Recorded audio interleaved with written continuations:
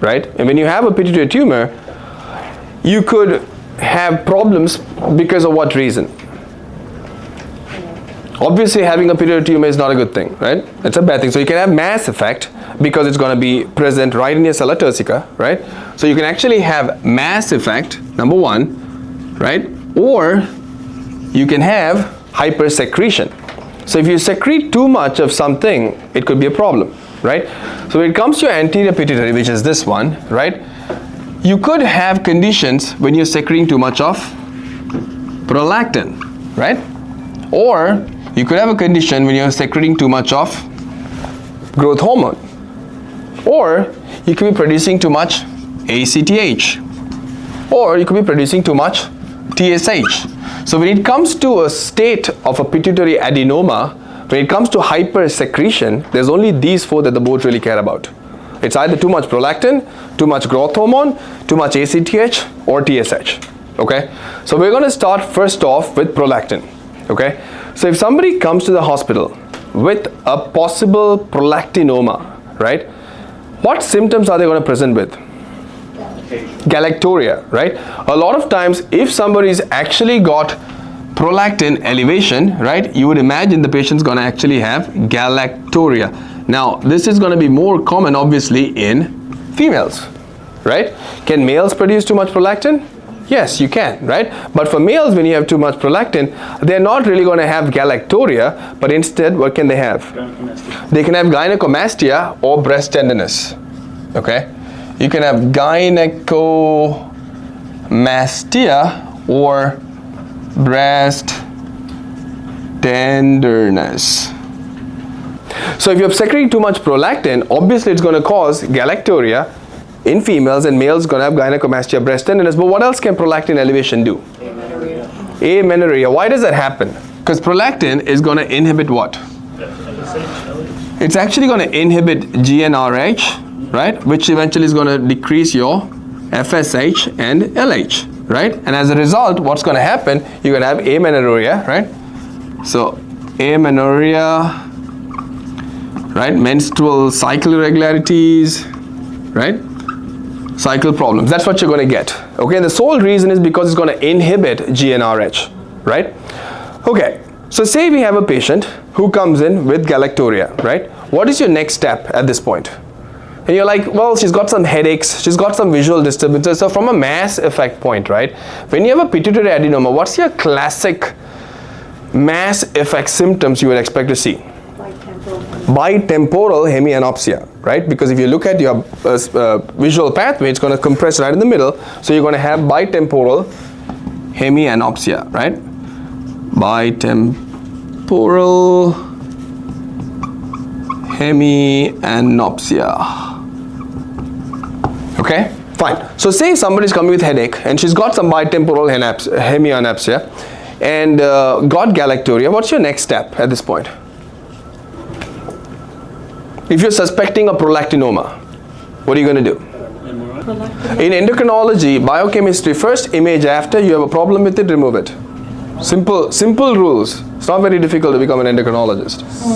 Oh my God.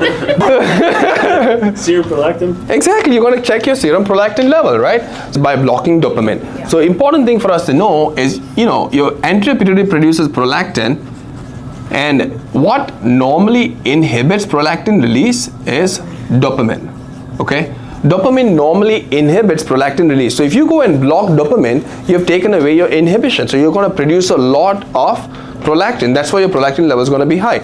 So typical antipsychotics are your classic dopaminergic blockers, okay? Now, atypical antipsychotics essentially was developed for what reason? Is blocking dopamine a good thing? I mean, it's needed to treat your psychosis, but you get extrapyramidal side effects. You got akinesia, akathisia, right? Tardive dyskinesia, all those problems happen. And because of that reason, they develop your atypical antipsychotics to avoid all of your EPS. But they still do block dopamine to a certain extent. So atypical antipsychotics can also do it. What other drugs can do this? What about TCAs and SSRIs? TCAs and SSRIs can also do it. but it is not well understood why they do it. But pretty much most TCAs and SSRIs can also mess it up and therefore cause an elevated prolactin. Okay? What else can cause increased prolactin? Did they just have a seizure? Yes, if somebody just had a seizure, absolutely. Good. Are What they else? Lactating? Huh? Yeah, Lactating.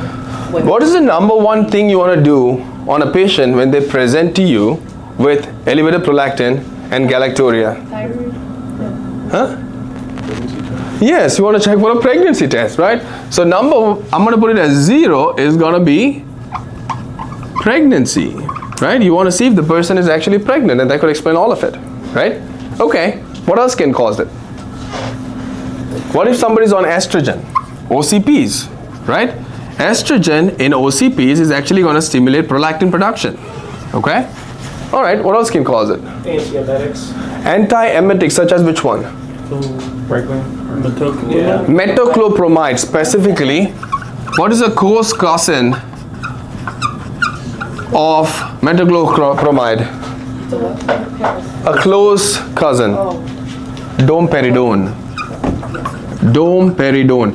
Both metoclopramide and domperidone both are antiemetics, but they also block dopamine. That's why they're going to do it. What else can do it?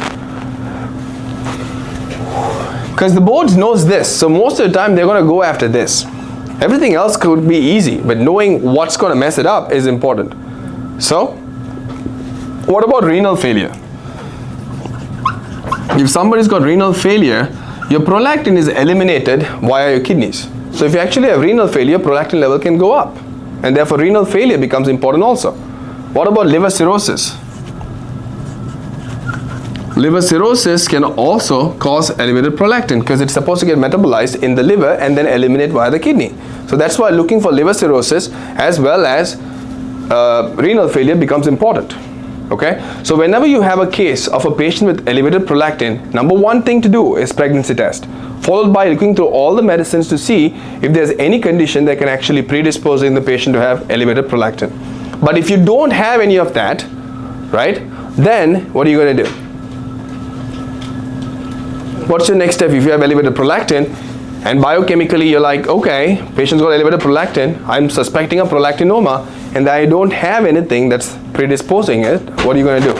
Brain MRI. You're going to do a brain MRI. Okay, now when you do a brain MRI, you will see a pituitary adenoma. Okay, now when it comes to pituitary adenoma, you consider it microadenoma versus macroadenoma. What's the difference? Size. Micro is less than 10 millimeters. Macro is greater than 10 millimeters. So 10 is your cutoff. Micro versus macro. And remember, microadenoma will actually have a lower prolactin level. Okay, so you can say if it's less than 10 is a microadenoma, you could have about 100, right? But if you have a macroadenoma with a higher number, then you would actually have more than 200. But typically for you to suspect a true prolactinoma, you need to be above 200. If it's less than 150, it is unlikely to be actual prolactinoma. Okay? So whenever you suspect a patient with prolactinoma, get prolactin level, look through all of these things, nothing's present, you want to get a diagnosis, you're going to get an MRI. Say you see a microadenoma or a macroadenoma, how are we going to treat prolactinoma? Huh? Cabergoline. Okay, so first question is, are we going to go with medical therapy or surgery? Medical. Medical therapy first when it comes to prolactinoma, surgery after. Okay? That's all you need to know for prolactinoma. If you know that, I think you'll be happy for the boards.